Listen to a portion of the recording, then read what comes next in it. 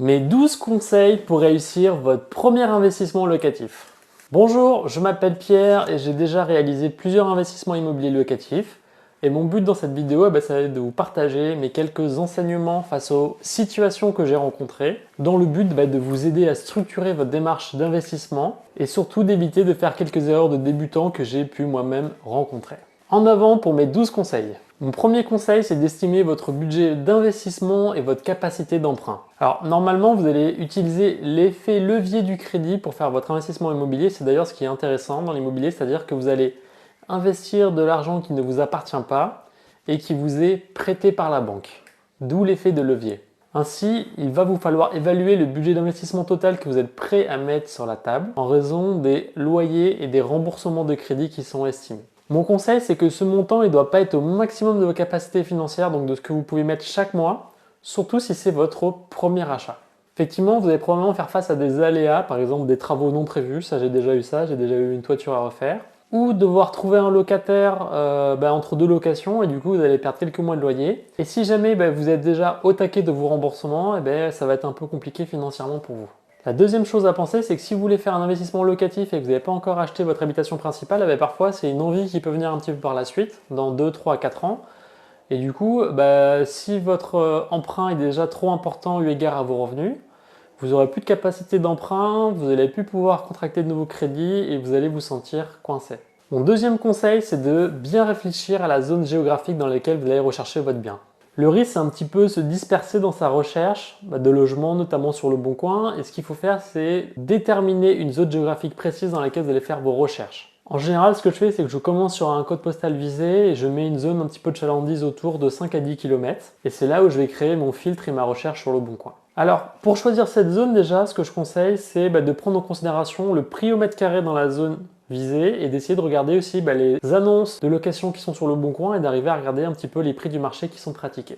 Et comme ça, vous allez pouvoir calculer votre propre taux de rendement qui sera réaliste et qui ne sera pas tiré de magazines internet avec des chiffres parfois un petit peu inventés.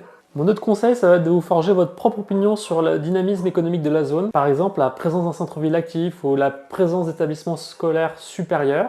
Et également la dynamique démographique de la zone ou encore le niveau de vie des habitants. Par exemple, j'avais visité une ville en Normandie et j'avais été très déçu de l'attractivité économique. J'avais vraiment vu que tous les commerces au centre-ville étaient fermés. Enfin, vraiment, c'était pas du tout une ville où je me voyais habiter. Et du coup, je me suis dit que la situation économique des gens ne devait pas être très intéressante. Et du coup, en tout cas, c'était le type de dossier que moi, sur lequel je ne souhaite pas aller. Alors, aucun des critères que j'ai évoqués ci-dessus, il est obligatoire, mais plus il y aura point de positif sur la ville, sur le dynamisme de la population, l'attractivité économique, le nombre de commerces, plus potentiellement vous aurez un nombre de candidats à la location qui seront importants. Mon troisième conseil pour votre investissement, c'est n'achetez pas trop loin de votre habitation principale.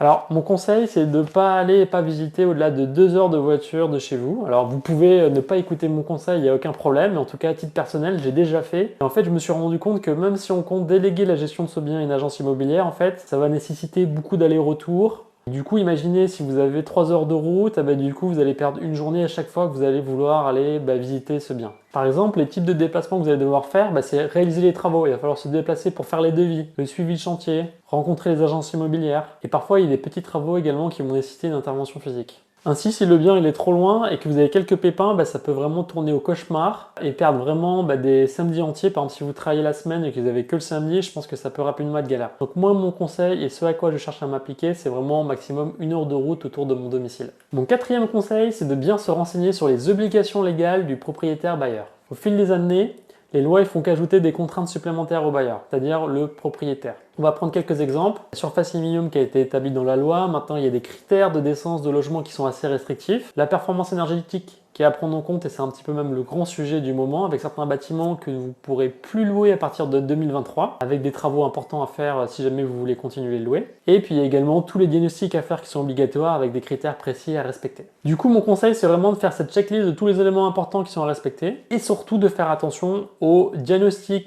performance énergétique, le DPE, c'est ce que je viens de dire, qui est devenu un critère essentiel lors de l'achat d'un bien. Mon cinquième conseil, c'est vraiment de réfléchir à la fiscalité de votre projet en amont. En gros, pour louer votre bien immobilier, il y aura 6 options qui sont possibles.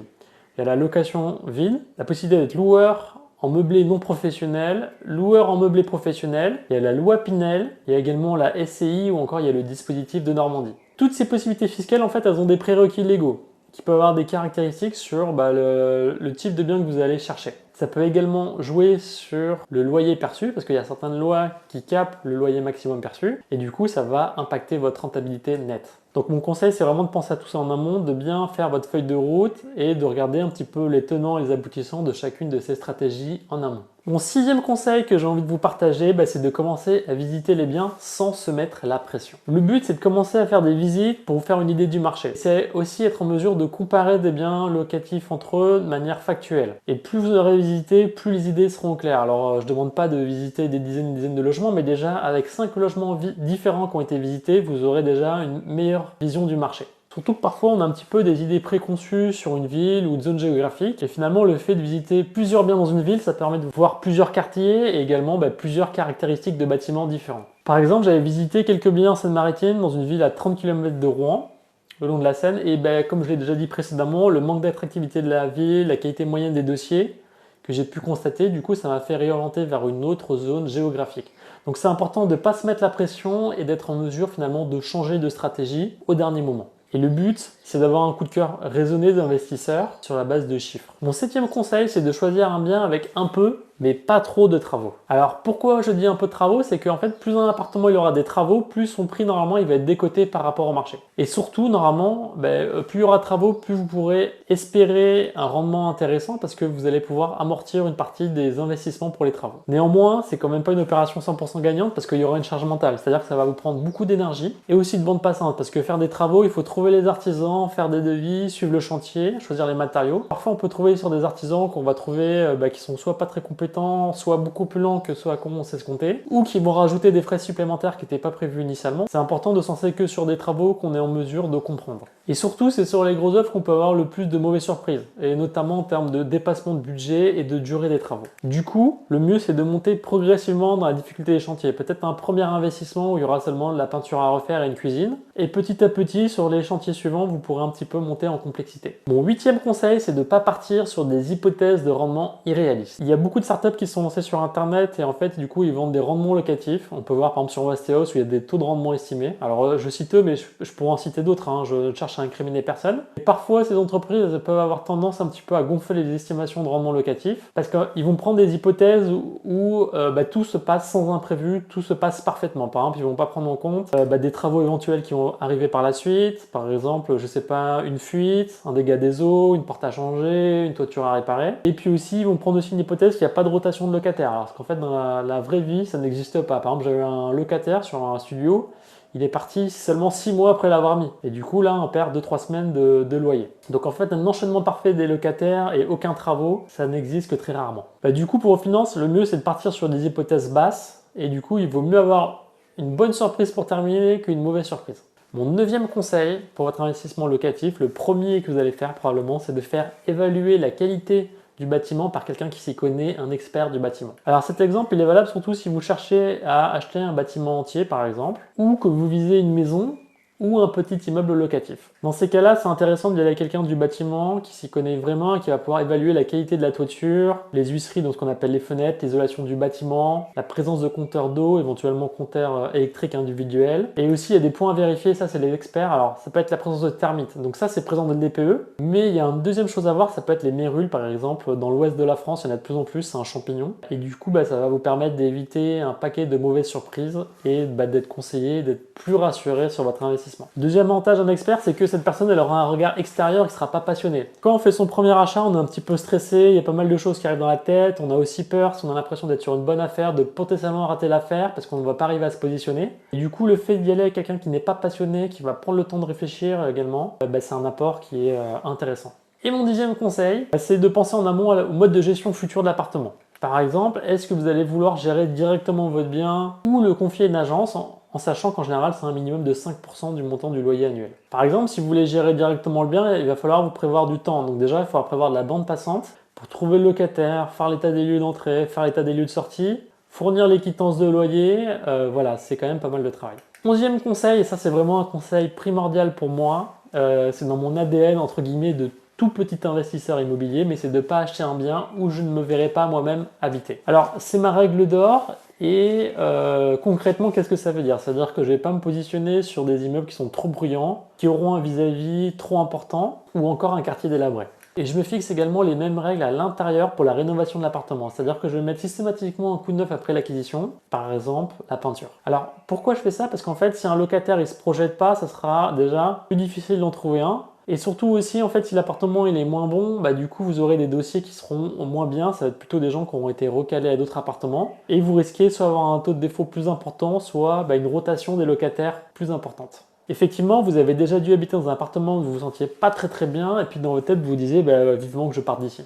Et l'objectif, c'est pas d'en arriver là. Et surtout qu'il vaut mieux avoir un locataire qui est satisfait, qui reste sur la durée, qu'avoir des vacances locatives ou devoir perdre du temps à changer tout le temps de locataire. Enfin, mon 12e conseil, c'est de passer par un courtier pour comparer les offres de prêt. L'objectif d'un investissement immobilier, c'est de faire du rendement. Et pour en faire, il va falloir chercher à économiser sur tous les postes de dépenses possibles. Et un des gros postes de dépenses, ça va être le crédit.